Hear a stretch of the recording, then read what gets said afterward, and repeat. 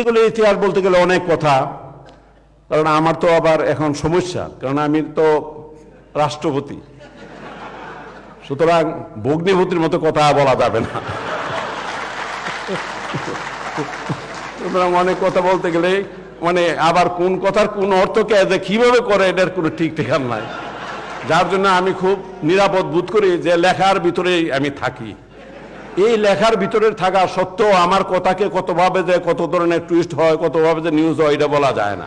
আবার এমন একটা ব্যাপার যে যাই বলুক না কেন আমার কোনো সুযোগ নাই সেটার প্রতিবাদও করার, মানে খুব বেকায়দা একটা পজিশনের মধ্যে আছে। আমি এই কথা বলতে পারি না যে আপনি যেভাবে বলছেন এই কথাটা ঠিক এইভাবে আমি বলি নাই, এইটাও আমার বলার সুযোগ নাই। সুতরাং এই হলো আমার অবস্থা। যখন উনি স্বরাষ্ট্রমন্ত্রী ছিলেন ওনার বাসায় প্রায় আমি যেতাম, এবং ওনার অভ্যাস ছিল সিগার খাওয়া। এই সিগার খাইতেন, তা আমারও একটা বদ অভ্যাস ছিল, তখন সিগারেট খাইতাম। তো উনি যখন সিগারেট প্যাকেটটা রাখা অন্য কোথাও গেছে, এর থেকে 4-5টা সিগারেট আমি সরাই ফেলতাম।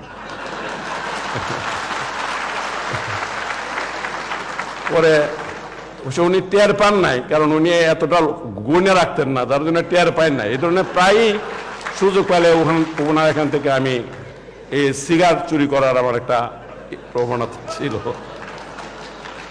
কারণ এই সিগারগুলি আমাদের বাংলাদেশে পাওয়া যায় না, বিদেশ থেকে আসতো আর কি, যেটা সহজে পাওয়া যাইতো না, এটাকে খাইতে একটু বেশ এ ধরনের অনেক ইতিহাস আছে ওনার সঙ্গে। আর আমার একটা সুবিধা ছিল, আমি যেহেতু বলতে গেলে শুধু এমএনএ না এমপিদের মধ্যে আমি সবার চেয়ে কম বয়সে ছিলাম, যার জন্য সমস্ত বড় বড় নেতা যারা আছেন, জাতীয় নেতা যারা আছেন, সবাই তারা আমাকে অত্যন্ত বেশি স্নেহ করতেন। এবং সেই স্নেহের সুযোগ আমি পুরো মতোই সব জায়গাতে যেখানে পারছি সেটা নেওয়ার সুযোগ আমি করছি। ময়মনসিংহ জেলে ছিলাম 6.5 মাস, থাকার পরে তখন মোটামুটি পাশাপাশি ছিলাম, ওখান থেকে আমাকে ট্রান্সফার করে দিল কুষ্টিয়া জেলে।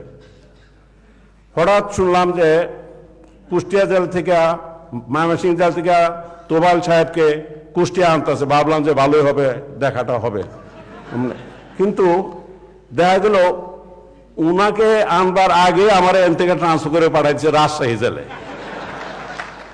উনি ভাবছিলেন যে কুষ্টিয়া এসে আমার সঙ্গে দেখা হবে, কিন্তু উনি আমাকে পান না, আর উনাকে আমার দেখার সুযোগ হয় নাই।